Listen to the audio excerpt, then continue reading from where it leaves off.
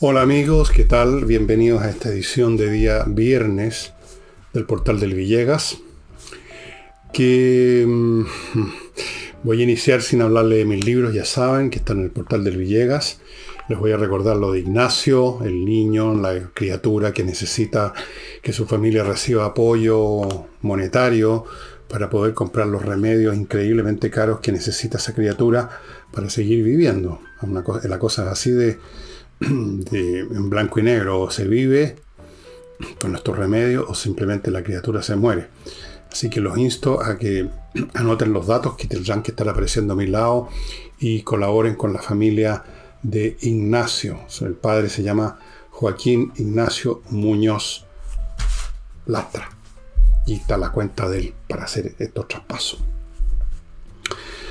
Vamos a comenzar con un tema que se ha hecho prioritario, que está en los medios y que tiene que ver con los narcotraficantes y con las acciones que ha tomado el alcalde señor Carter en su comuna para demoler los lugares, las guaridas, no digamos casas, porque eso suena como un lugar donde la gente va a hacer una vida familiar, poco menos. Las guaridas donde estos personajes, los narcotraficantes, guardan sus armas, su mercancía, la distribuyen a sus sicarios, a sus vendedores de barrio, de calle, etc. Las ha ido demoliendo. Y las ha ido demoliendo sobre la base de información que le entregaron desde la Fiscalía respecto a las ubicaciones de estos individuos y de sus respectivas guaridas.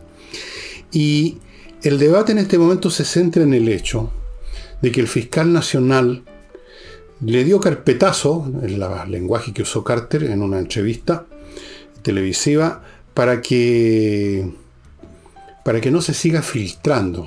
Así lo llamó él, la entrega de información sobre esto, información, y entonces están investigando dentro de la Fiscalía quién está dando información, y con esto claramente el asunto se para, dice Carter. No van a haber otros alcaldes que se atrevan, que lo hagan, porque no van a haber otros fiscales que se atrevan a poner en riesgo sus carreras dentro de la Fiscalía por entregar, o como dice el señor fiscal nacional, filtrar información.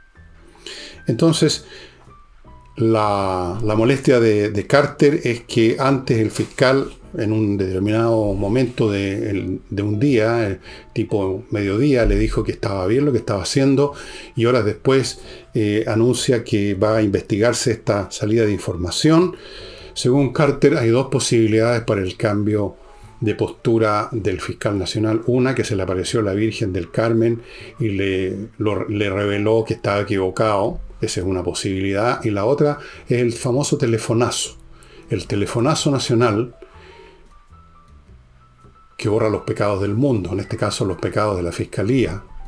Y entonces el fiscal nacional habría reconsiderado, recapacitado. Ante esto hay varias cosas que decir. Desde luego, y abro un paréntesis porque no es fundamental, pero no deja de tener algún significado. Esta entrevista que se le hicieron a Carter y que yo vi en un Twitter que andaba circulando, donde aparecía esta entrevista en televisión en Canal 13, esta entrevista fue realizada por dos periodistas, una periodista y un periodista. Las cosas que decía Carter y que están relacionadas con un tema tan grave como es el narcotráfico, que campea por su respeto en las poblaciones y ahora en ciudades enteras como en Valparaíso, es un tema serio, y lo que está haciendo Carter, poniendo en riesgo su pellejo, porque esa es la realidad, es un tema serio. Y con la misma seriedad la periodista seguía las respuestas y las aseveraciones de Carter. Pero el periodista, de vez en cuando, no voy a decir que todo el tiempo, pero de repente sacaba una sonrisa de desdén, la sonrisita del que sabe más, la sonrisita del que está escuchando decirle cera. Pero en fin, no le vamos a decir nada porque lo invitábamos a que diera, qué sé yo, que hablara en el programa. Y sacaba esa sonrisita bastante tonta, propia de muchos, lamentablemente, de estos llamados comunicadores sociales que hace mucho tiempo se entregaron a los telefonazos progresistas. Entonces, todo lo que decía Carter, pese a su seriedad, pese a que corre riesgo, él y todos los demás que participan en esta lucha contra el narcotráfico, eso era una sonrisa. Ustedes ya conocen esa sonrisita estúpida que sacan aquellos que quieren dar la apariencia de que están escuchando una tontería, pero ellos, como son buenas personas, no van a comentar sobre eso. Me pareció una postura que francamente pinta de cuerpo entero lo que ha llegado a ser muchos comunicadores en este país desde hace unos años a esta parte, entregados a los telefonazos. Pero volvamos a la cuestión de fondo.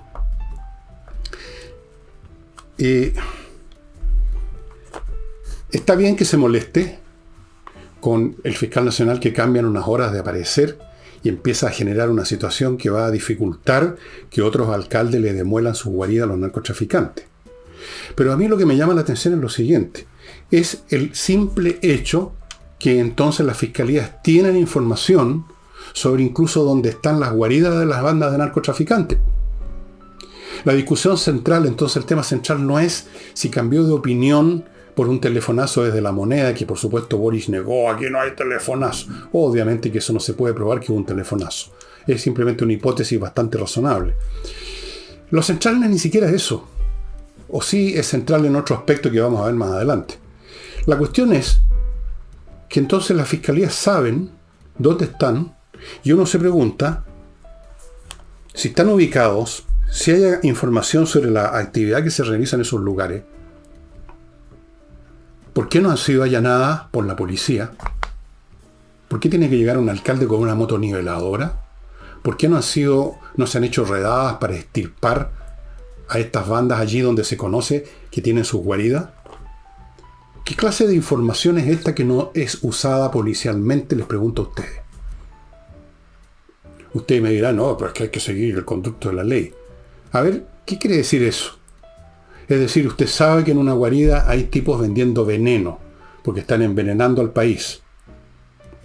Que son además tipos que son criminales que en cualquier momento desenfundan un arma y empiezan a los disparos y muere gente. Entonces, ¿qué? ¿Qué es lo que hay que esperar? Hay que ir a buscarlo. Hay que hacer una redada e investigarlo. A lo mejor hay uno de ellos que es inocente. A lo mejor había una señora de 95 años que vive ahí que no tiene nada que ver. Bueno, se dejará en libertad. Pero hay que investigar y para eso hay que ir, allanar y capturar, detener, interrogar. ¿Por qué esa información solo sirve para que un alcalde que se atreve, que tiene bolas, demuela las guaridas? ¿Por qué esa información no está siendo usada policialmente? O como comentábamos sobre Valparaíso, ¿por qué, si se sabe que a un funeral de narcotraficantes van a ir probablemente un 99% de los asistentes van a ser narcotraficantes, por qué la policía no los encierra todos, no los agarra todos y los empieza a ver los antecedentes, a ver si han cometido crímenes, si tienen un prontuario, si son escapados? No, nada de eso.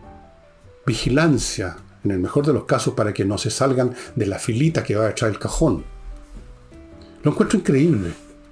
O sea, fíjense ustedes, lo central aquí no es que el fiscal nacional pretende que ya no haya más filtración de información a los alcaldes para que estos lleguen con una máquina de demoler una guarida. Eso es importante, pero no es lo central. Lo central es que existe esa información. No se trata que las bandas entonces no se sabe nada de ellas, sino que se sabe y las fiscalías tienen información y la estaban dando en algunos casos y ahora no van a poder, no van a querer, no se van a atrever. Eso no es lo central. No, para nada.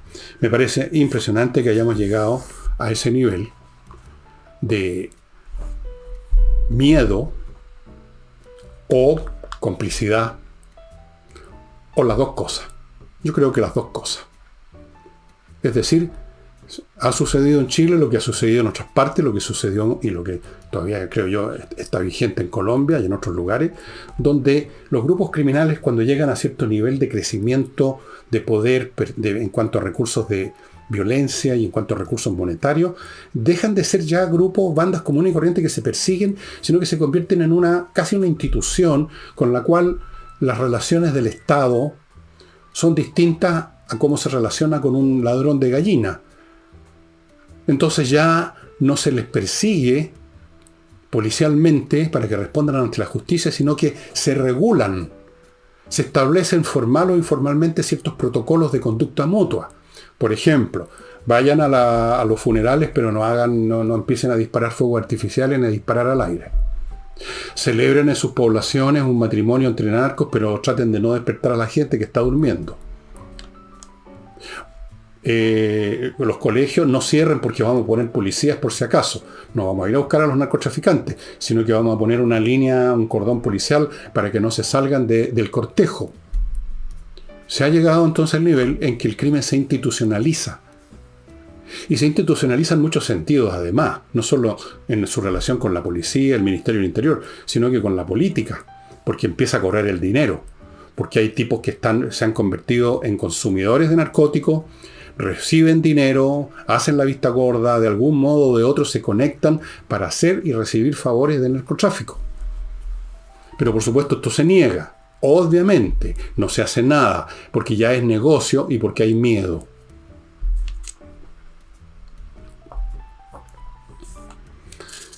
Yo advertí que iba a suceder esto hace muchos, muchos años, pero aún así, incluso cuando uno ve venir algo y lo advierte, cuando llega a ocurrir, el mismo que hizo la advertencia queda un poco asombrado ante el nivel de las cosas, porque una cosa es ver con uso de la imaginación, del intelecto, la deducción, que va a ocurrir tal o cual evento, y otro muy distinto es experimentarlo. Y realmente la experiencia que estamos teniendo los chilenos con respecto al peso que tiene ya el narcotráfico en Chile es realmente muy aterrador. Porque en cualquier momento uno puede pensar que si el día de mañana una banda de narcotraficantes decide que tal o cual persona es peligrosa, es molesta, por último porque hace un comentario, pueden decidir ejecutarlo, eliminarlo, o de alguna forma reducirlo, chantajearlo, y las instituciones policiales, la justicia no funciona en ningún sentido. Y ocurre lo que pasa en México. Pues en México tienen ustedes el caso acabado de Tecto, donde los organismos del Estado, incluyendo incluso agencias a las cuales que existían, tenían como razón de ser única y exclusivamente combatir a las bandas, y el jefe de esas organizaciones era socio de las bandas, cooperaba con las bandas. En el mejor de los casos, esos grupos para combatir al narcotráfico, a las bandas criminales, funcionaban como carabineros que están guardando el tránsito, o sea, regulando la actividad de los criminales, que no se les pase la mano, que no hayan tipos que se arrancan con la libre, que hagan su negocio, pero dentro de ciertas cotas de paz social. Y mientras tanto vayan pasando plata. Eso es la situación en México, desde hace años. Eso era, y creo que sigue siendo, no estoy seguro, la situación en Colombia. Y esa es ahora la situación en Chile. El crimen organizado del narcotráfico se institucionalizó, maneja mucho dinero, maneja armas, maneja políticos, maneja todo. Maneja muchas cosas. Y mientras más maneja, menos se hace, porque como tienen más poder se les teme más, y más se grita, más se habla de que se va a combatir, para compensar con la habladuría la falta de acción. Permítanme entrar a mi primer bloque comercial que hace posible, desde luego, este programa, entre otras cosas, y que además son productos que son de utilidad para usted, algunos de ellos por lo menos. Por ejemplo, si usted está pensando en cambiar un mueble de su casa, un sillón, una mesa de comedor, un escritorio, no sé, usted verá. Lo primero que le sugiero es que entre al sitio de Mr. Wood, que se especializan en muebles de madera, que como usted puede ver en esta fotografía son muy bonitos, son hermosos, y sobre todo también hechos con maderas tratadas para que no tengan humedad, no tengan agua, que es lo que empieza a deformar poco a poco con el tiempo el mueble, y desde luego pone un límite a su vida útil. Los muebles de Mr. Wood vale la pena conocerlos primero que ninguno otro. Y usted va a ver varias mueblerías para vitrinear, me parece bien, pero parta con Mr. Wood y de seguro, casi estoy seguro, que salvo que no tengan ese tipo de muebles, si lo tienen, usted va a encontrar lo que está necesitando. Mr. Wood. Sigo con Entrena Inglés, el sitio de entrenainglés.com, de una academia de inglés con profesores de inglés, clases online súper efectivas que entregan a los alumnos una base sólida de inglés que por supuesto después la persona puede construir sobre ella más y más pisos. Uno no hay límite en el conocimiento de un idioma, incluso el idioma propio, el idioma nativo. Uno no termina nunca de aprender nuevas palabras, nuevos usos del lenguaje, refinarlo, si está interesado, por supuesto. Pero tiene una base firme. Cualquier duda suya, yo le sugiero que pida una clase demo para que se dé cuenta de la calidad de las clases. Y dicho sea de paso, está todavía vigente el plan de verano de 24 clases por 397.000 pesos, que si usted hace la división va a ver que es una cantidad súper módica por clase, que le entrega esa base. 24 clases va a tener una base de inglés sólida. Continúo con compreoro.com, la empresa que pone a su disposición oro y plata en su existencia física como metales preciosos, para que usted, al comprarlo en la forma de lingotes, por ejemplo, o moneda, en el caso del oro hay monedas de oro también, hay lingotes de todos los tamaños, yo les he mostrado muchas veces unos chiquititos, también lingotes de plata, ambos metales con un 99,999% de pureza, una excelente póliza de seguro, porque si se viene el mundo abajo financieramente, el oro y la plata, sea como sea lo que sea, van a seguir valiendo y van a seguir siendo codiciados y van a seguir siendo comprados, y usted tiene ahí una reserva monetaria importante.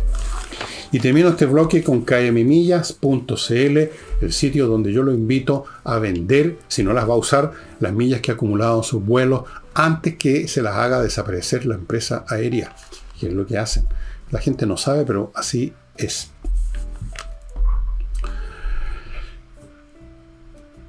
El presidente de Bolivia, don Luis Arce, propuso lo que llamó una nueva etapa en las relaciones con Chile, de 7 puntos.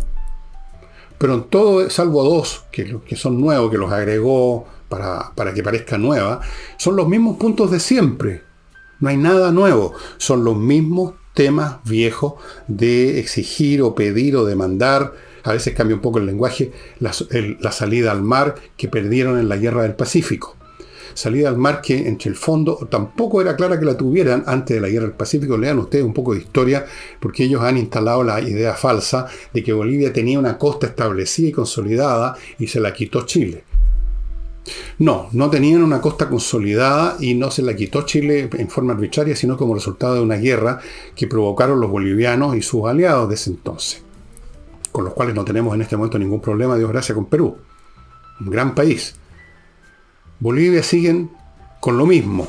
No solo eso, sino que este caballero hizo mención del tratado de 1904 que le pareció que había sido malo para Bolivia, que había sido abusivo a favor de Chile, y entonces estaría también pidiendo rectificar el Tratado de Paz de 1904, hace más de 100 años que se firmó. Luego sacó a relucir una vez más las aguas del Silala, respecto a lo cual ya el Tribunal Internacional decretó que es un río internacional. Nadie, no puede de Bolivia acreditarse como dueño de esas aguas y pedir unas compensaciones económicas. En otras palabras, Arce repitió el devocionario de toda la vida de Bolivia, que afortunadamente entiendo, no sé quiénes rechazaron de los parlamentarios, pero hubo un rechazo. Pero ojo, que en los sectores llamados progresistas, y desde luego Boris está en esa parada, oyen con bastante benevolencia estas pedidas, y si ustedes van en el tiempo, en la máquina del tiempo, y ven declaraciones de toda esta gente, de mucha gente de la izquierda relativo al tema marítimo, van a ver que no pocos, sino muchos, miran con buenos ojos las peticiones y usan los argumentos tontos de siempre, la hermandad entre los pueblos, como si los pueblos fueran hermanos. No son hermanos los pueblos. Eso es una mentira. No existe la fraternidad entre los pueblos porque hablan el mismo idioma. Eso es mentira. Lean la historia mundial y se van a dar cuenta que nunca existió tal cosa. Lo más que pueden tener los pueblos entre sí, y especialmente los países fronterizos, es una relación pacífica y de comercio, y ojalá de indiferencia mutua. Es lo más que se puede pedir, y aún para eso, que es un fin bastante acotado y módico, se requieren esfuerzos inteligentes diplomáticos de años. Creer que se puede establecer una relación amorosa, fraterna, y vamos regalando territorio, es el colmo de la estupidez. Pero en esa estupidez hay muchos. Ojo, si no se atreven a decirlo hoy en día, es porque saben que les costaría muy, pero muy, pero muy, pero muy caro. Cuidado con eso, pues ahí sí que pisan una mina no antipersonal, sino que antitanque y desaparecen en un solo torbellino. No se entrega ni un centímetro cuadrado de mar a Bolivia por todas las razones del mundo. A Chile le costó mucha sangre conquistar esa zona. Primera cosa. Segundo, sería para Chile un desastre geopolítico de dimensiones insospechadas. Ni siquiera sería Bolivia el que explotara esa zona marítima y nos quitara a nosotros los negocios con el Pacífico, sino que sería Brasil. Brasil está detrás de este asunto. Ellos son los que están interesados en salir al Pacífico, y eso de entregar esta salida así como hacía cualquiera significa que tarde o temprano se crea una situación de deterioro para el país que cayó en el Garlito, que puede terminar incluso en un conflicto. No se puede entregar ni un centímetro cuadrado de mar, de costa a Bolivia, punto. Y sería bueno que los señores de izquierda que creen en todas esas tonterías de la fraternidad de los pueblos, que somos hermanos americanos y que todos hablamos español, todas esas son estupideces. Casi entramos en guerra con un país hermano en 1978, yo estuve ahí. Les podría contar muchas cosas. Casi hemos estado en guerra con Perú y Bolivia 2 veces, y hemos estado relativamente cerca de otro conflicto con Perú hace un poco años atrás. Las cosas se pueden en cualquier momento incendiar por temas fronterizos, por temas de intereses. No existe la hermandad entre los pueblos. Ni siquiera existe hermandad dentro de los pueblos. Y las relaciones humanas no son fraternas normalmente. ¿Cómo puede haber gente tan imbécil que crea en eso? Y en las relaciones internacionales, el creer que las cosas se pueden manejar con buenismo es ya de una necedad que no tiene límite. Pero hay gente que piensa así. Afortunadamente hay una mayoría de chilenos que no piensa así, y hay instituciones que mucho menos piensan así y que no van a permitir eso. Así que yo le diría al señor presidente de la República, que no haga ningún comentario que le pueda dar la más mínima ilusión al señor Arce de que estamos mirando con buenos ojos esta llamada por él nueva etapa, que es la misma vieja etapa de siempre, estimados amigos. Esto que estoy diciendo yo no es el resultado, como van a pensar los que puedan ver este programa de izquierda, que no creo que los haya, pero si los hay, que yo soy un reaccionario, un fascista. Es la realidad. Yo les sugiero a estas personas que suelen ser muy ignorantes y tener un CI muy, muy discreto, que lean un poquito de historia y vean hasta dónde llega la fraternidad entre los pueblos. Pueblos mucho más cercanos entre sí por su cultura común y historia común, como los países europeos, pasaron en guerra toda la vida, y ahora mismo hay una guerra entre dos países, bueno, uno no es tan europeo, más bien asiático, ¿no? Rusia y Ucrania. ¿Cuántas guerras hubo entre Inglaterra y Francia, entre Francia y Alemania, entre todos contra todos, España con los franceses con... O sea, guerras por todos lados. No hay hermandad ni fraternidad, sino que hay, en el mejor de los casos, buenos negocios y paz, mantenida con protocolos, mantenida con conveniencia mutua, y si acaso hay un sentimiento que vale en estos casos, es la mutua indiferencia. Pero ni siquiera eso se logra. Si ustedes van a Europa hoy día y hablan con un francés y le preguntan qué piensa de los ingleses y los alemanes, si le preguntan a un francés común y corriente, no a un tipo muy educado, se van a encontrar con que su respuesta va a ser similar a si le preguntan a un inglés qué piensan los franceses. Hay siempre resquemores mutuos, desdenes mutuos, no hay ninguna fraternidad. Lo que hay es paz basada en la conveniencia mutua, no fraternidad. Dicho eso, estimados amigos, y vamos a seguir con lo internacional por otras declaraciones tontas del señor presidente de Argentina, Fernández, que no cesa de hablar leceras. Pero antes de eso, yo me voy a permitir recordarles unas cuantas cositas. Edisur, que les va a presentar una nueva opción para comprar libros que usted no va a encontrar en ninguna parte, que no las edita nadie ya. Son libros valiosos, pero que en un momento dado no están disponibles. Como este, por ejemplo, con las memorias de Sherlock Holmes, donde hay un montón, como ustedes ven aquí, de historias de Sherlock Holmes, de Sir Arthur Conan Doyle. Estos libros se imprimen a pedido. Esta es la novedad. No están en stock en una vitrina. Usted entra al sitio de edisur.cl, pide este libro, por ejemplo, se lo imprimen y se lo entregan.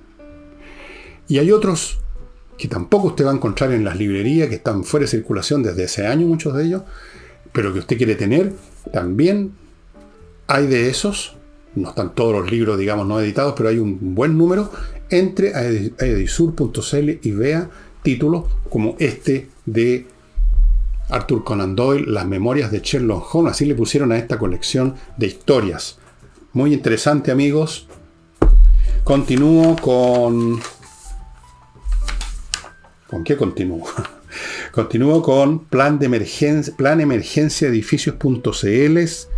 No olvide que hay una nueva ley de copropiedad, la 21.442, que obliga a todo condominio o edificio a tener un plan de emergencia conocido por los administradores y desde luego conocido por los habitantes, o sea, distribuido a los habitantes del edificio, el condominio, para que las personas sepan a qué atenerse si hay una situación como un terremoto, un tsunami, peor todavía, un incendio.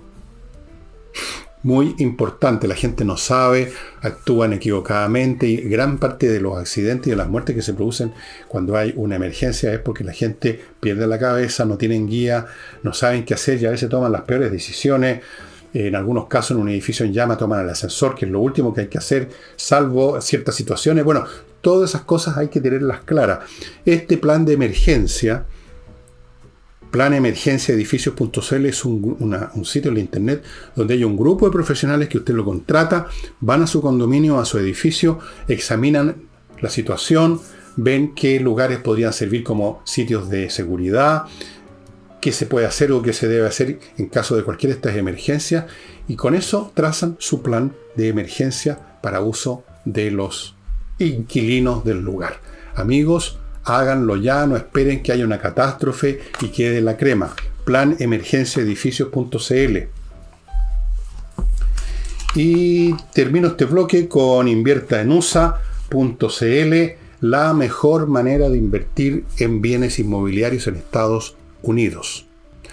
Porque esta empresa, inviertaenusa.cl, prácticamente lo hace todo. Tiene un portafolio con montones de opciones inmobiliarias en todo el territorio de Estados Unidos, desde Hawái, Oregon, Wyoming, you name it.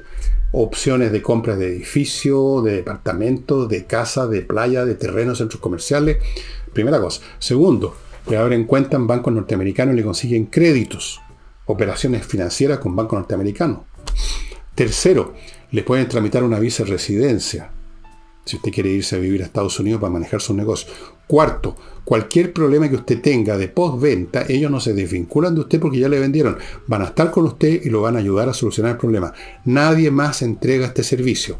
Inviertanusa.cl. El presidente Fernández, que no para de hablar, una vez más ha mostrado esa hilacha lamentablemente tan frecuente en nuestros hermanos, como dicen los progresistas del otro lado de la cordillera, que es la prepo, el hablar de más, con un tonito. Y una vez más ha criticado a la justicia chilena porque están procesando a su lacayo, al señor Almeo, que hace rato ya, después de sus fracasados intentos de llegar a la presidencia de la República, aunque quizá habría sido mejor que Boris en una de esas, se convirtió en una especie de correveidile del izquierdismo internacional. Usted lo va a ver en todas las reuniones internacionales, sirviendo el café, corriendo de un lado a otro, haciendo, no sé, de señor Corales, o haciendo no sé qué papel cumple con su aire de galán mexicano de televisión. Bueno, y entonces le toman cariño a esta figurita que corre para allá, para acá, chiquitito, buen encachadito, que sirve el café, que los lleva, digamos, a pasarla bien a algún lugar, ¿no es cierto?, interesante. Entonces está molesto el presidente argentino Fernández, porque lo están procesando.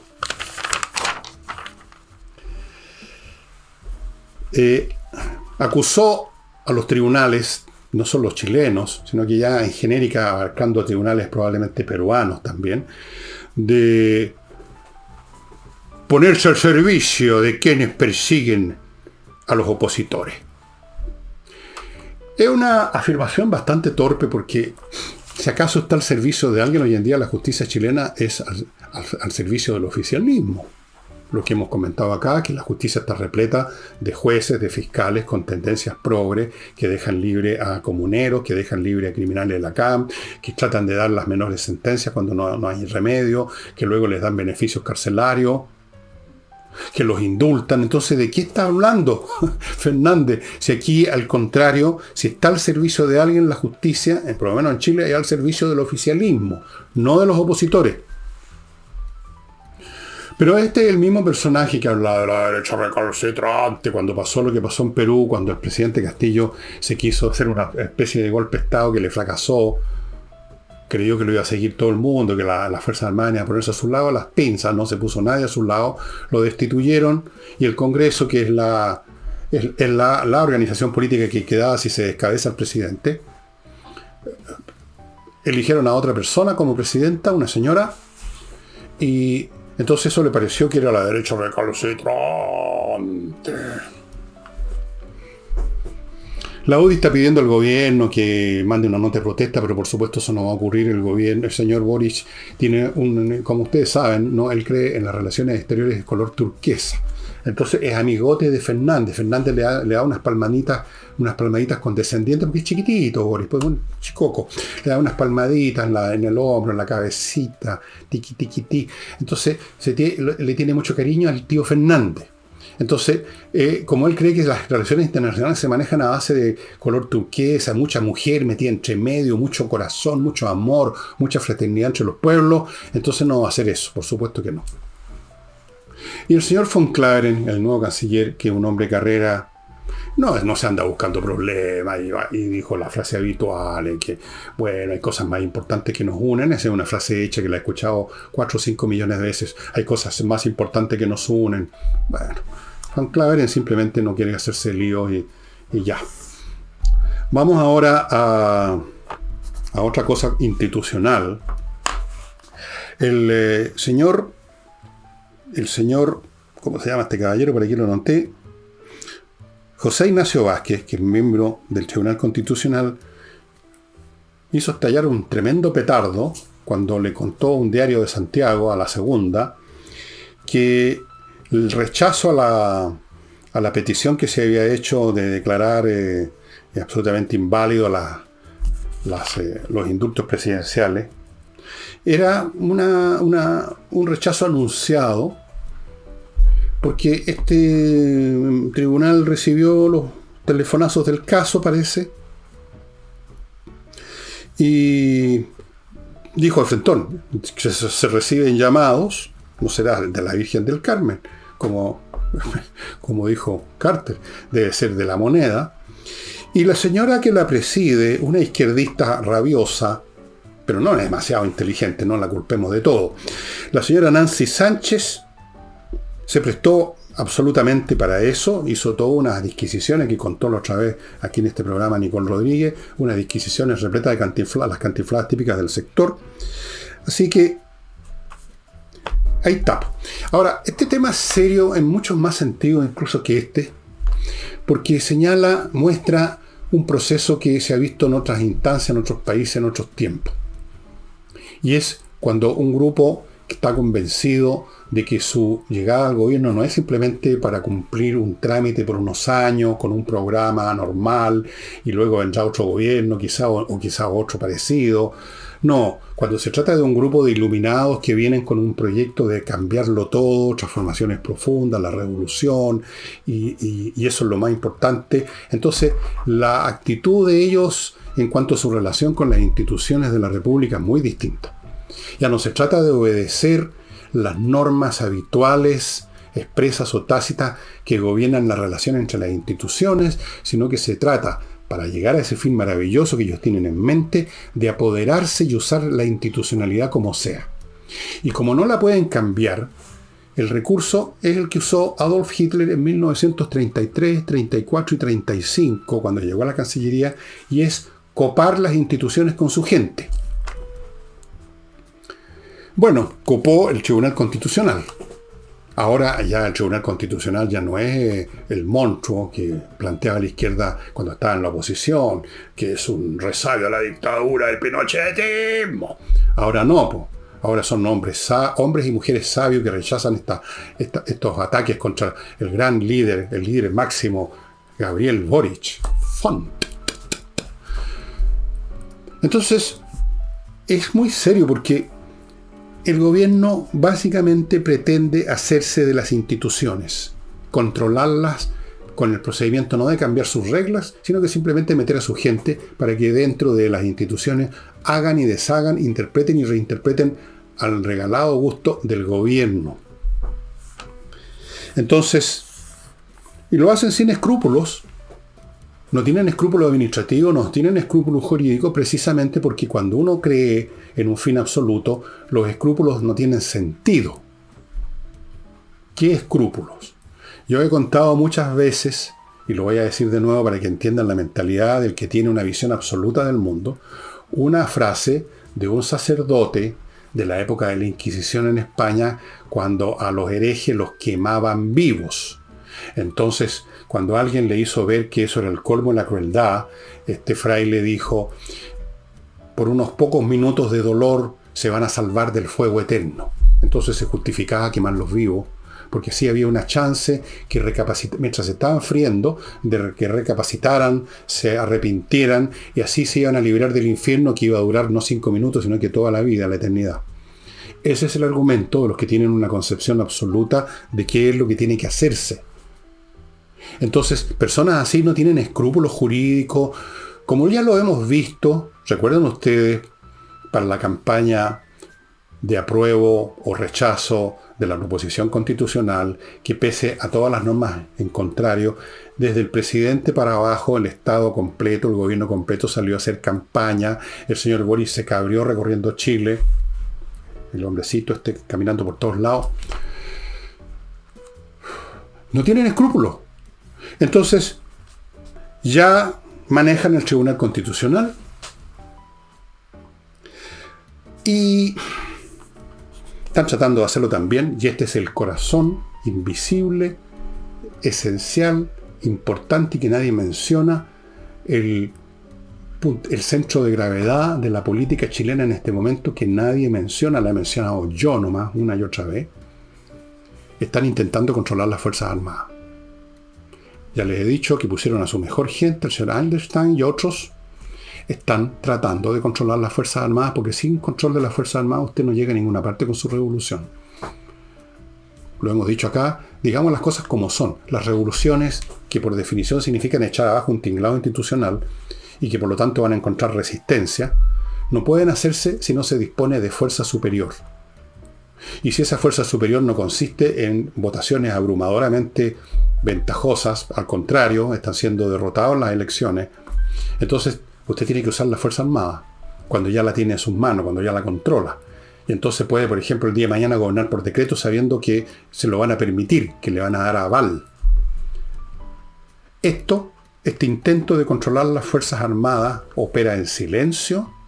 No aparecen noticias sobre eso en ninguna parte, no se ven actos administrativos a la vista, salvo un intento que les falló de hacerse cargo los señores comunistas que están en el Ministerio de Defensa del currículum de enseñanza de las escuelas de oficiales de las Fuerzas Armadas, y le hicieron tapa. Y por lo que yo sé, hay otras iniciativas que también les han hecho tapa o les van a hacer tapa. Pero lo están intentando, y siempre se puede, digamos, cuando se intenta algo con paciencia una y otra vez, a pesar de los fracasos, a pesar de los traspiés, en una de esas se sale adelante. Eso es lo más importante que está ocurriendo en Chile, bajo tierra, bajo el agua, no se ve. Estamos concentrados en lo de los narcotráficos, que el señor Carter, que el fiscal. Esto es lo más importante del intento del gobierno, de la gente que está en el gobierno, de controlar la institucionalidad para al fin poder llevar adelante sus maravillosos planes de demolición de Chile. Bien. Y ahora, amigos, les cuento una cosa que no les había contado nunca respecto. Estaba esperando más información porque no me gusta, en general, no siempre, pero a veces deduzco simplemente por una cuestión de cálculo evidente, y otras cosas, y en otras cosas necesito información. Resulta que en Rusia, a propósito de esta guerra ruso-ucraniana, está funcionando hace rato y ya en forma cada vez más ampliada y más eficaz, una entidad paramilitar, cuyo nombre no me acuerdo, un nombre súper largo en ruso, algo así como un ejército de resistencia ruso, una cosa así, resistencia nacional, no me acuerdo exactamente, que está siendo autor de un montón de atentados militares, no civiles, no bomba, carros bomba, el tipo de ataques como los que ocurre con la causa palestina en Israel, sino que ataques a blancos militares. Por ejemplo, el último, que me acabo de enterar hoy día, mientras grabo, un incendio a una fábrica de motores para blindados, para tanques y para misiles. Han volado en distintas ocasiones ramales, vías ferroviarias donde circula el material bélico en Rusia. La mayor parte, casi el 99% del material en gran escala, sobre todo el material bélico, es transportado por ferrocarril.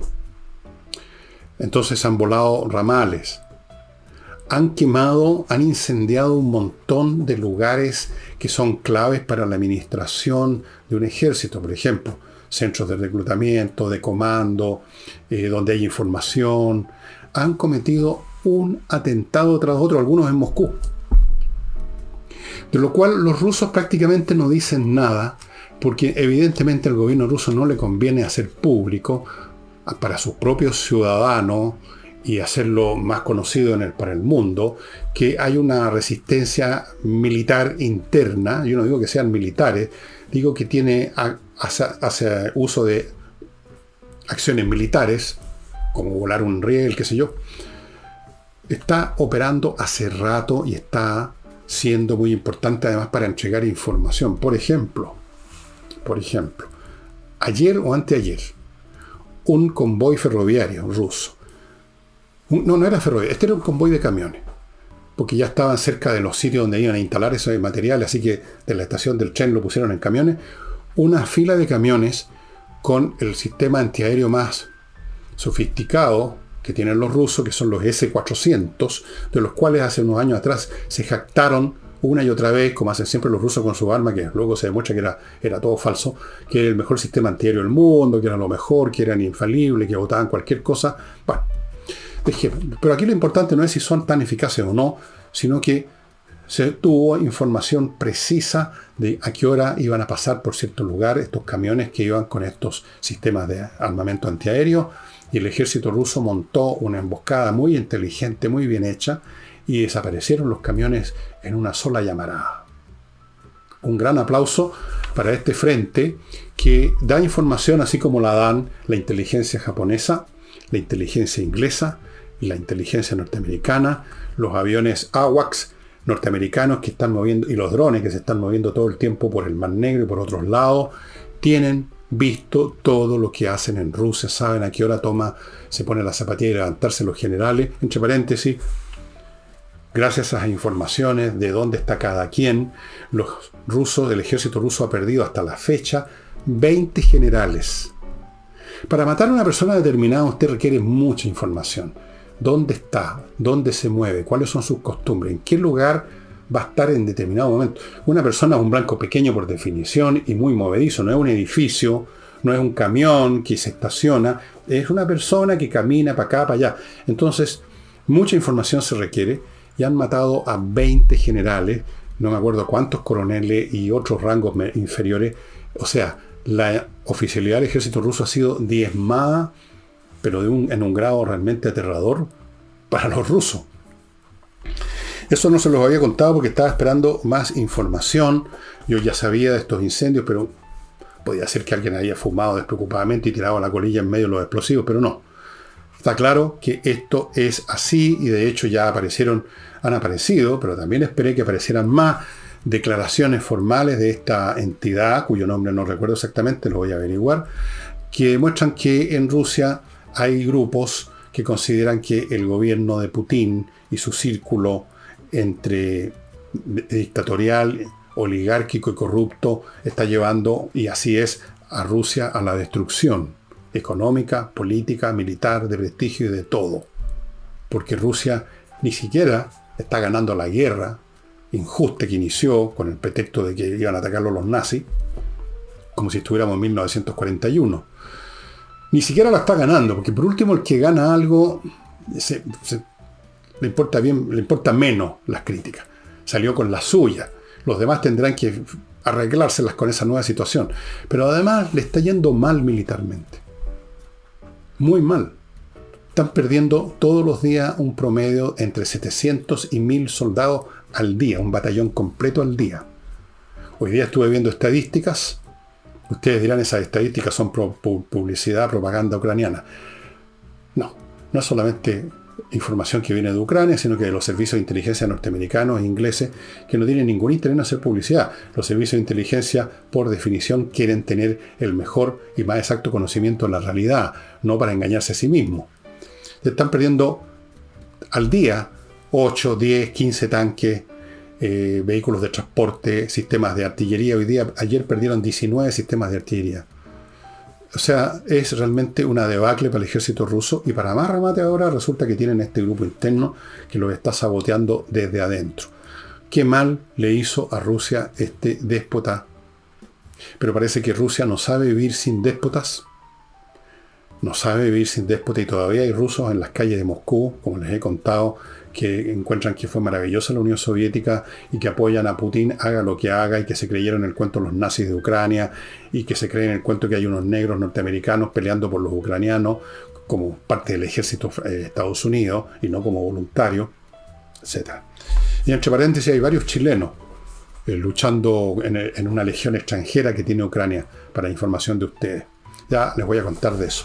Y amigos, si usted quiere que su cuerpo baje de peso, que esté en mejor estado de salud, que no le empiecen a doler las rodillas, que no se ponga a jadear cuando sube la escala, quiere estar bien, póngase en manos de lifebalancechile.com, que va a ir a su casa, va a medir todas las variables importantes de su cuerpo y no solo el peso, va a conversar con usted para saber qué clase de vida lleva, y después de todo eso le van a dar una guía alimenticia, no lo voy a llamar dieta porque no es dieta, una guía alimenticia hecha para usted en función de los datos suyos, de su necesidad, de lo que usted quiere.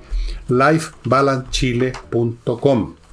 Continúo con Climo, miclimo.com, para que les cuento de nuevo una vez más lo fantástico que es estar con el clima que uno quiere en cualquier condición de clima que tenga el entorno.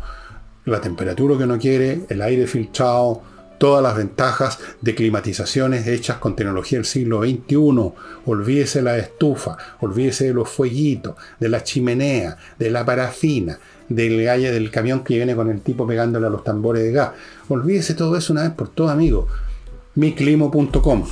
Continúo con ajedrez, espacioajedrez.com, cuyos cursos, ya saben, se inician en abril. Muy importante para la formación mental de los chicos de su familia, nieto, sobrino o los hijos suyos, y muy importante para la mantención mental de los mayores y de los adultos.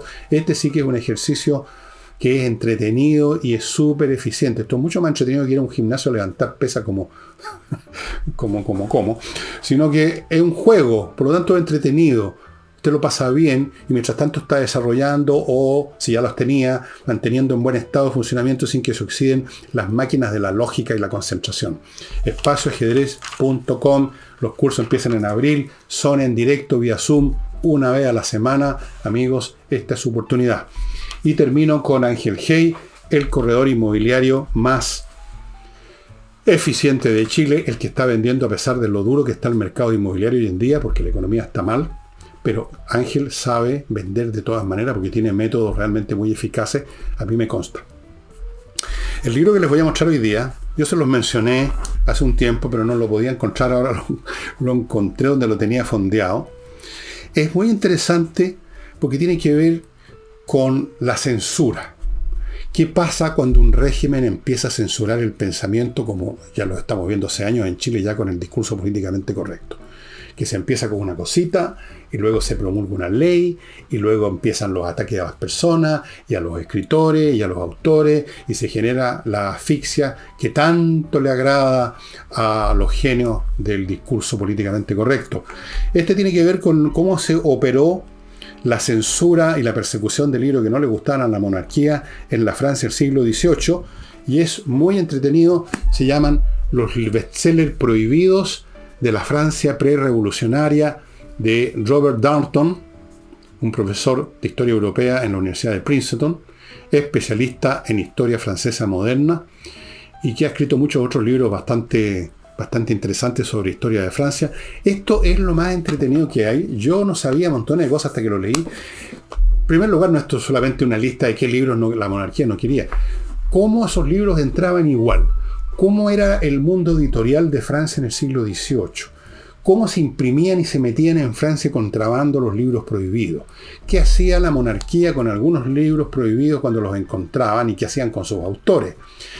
¿En qué circunstancias los que estaban a cargo de esta censura miraban por otro lado, hacían la vista gorda? Todo eso y mucho más en relación con el mundo de los libros, de los libelos políticos, como se llamaban, los pasquines también, que pasquín viene de la palabra de un señor que se llamaba Pasquin, o en francés también se pronuncia Pasquin, que era un tipo que se encargaba de distribuir libelos contra personas. Entonces de ahí viene la palabra los pasquines, o sea, un texto escrito para joder a alguien. Bueno, todo eso está en este libro, muy interesante, que trata de, como les digo, no solo los libros prohibidos, sino que lo que era en el fondo toda la industria la industria del libro en Francia. ¿Qué clase de libros eran prohibidos? ¿Los libros pornográficos solamente o no? ¿Los libros políticos? ¿Los libros de filosofía? ¿Qué libros fueron prohibidos? ¿Qué pasaba con los autores? ¿Cuándo los dejaban así un poquito? ¿Quiénes compraban esos libros prohibidos? Entre paréntesis, en Francia, la propia nobleza, que luego le cortaron la cabeza, compraban los libros que los ponían a ellos mismos entredicho. Muy entretenido porque es mucho más que la historia de los libros bestseller, porque fíjense ustedes, los prohibían y eran bestseller. ¿Cómo funcionaba la comunicación? ¿Qué hacía la gente con los libros? Y desde luego, y a propósito de eso, hay un libro muy entretenido de un escritor español, el señor Reverte, no me acuerdo el nombre completo, pero Reverte, con eso basta, que se llama Hombres Buenos, y que trata de unos españoles que van a la Francia del siglo XVIII a comprar para tener en una biblioteca en España nada menos que la Enciclopédie. Muy entretenido, entre paréntesis, si quieren leer una novela entretenida. Pérez Reverte creo que se llama. Bueno, Hombres Buenos, o algo con Hombres Buenos. No me acuerdo del título completo del libro, pero me acuerdo sí de qué trata.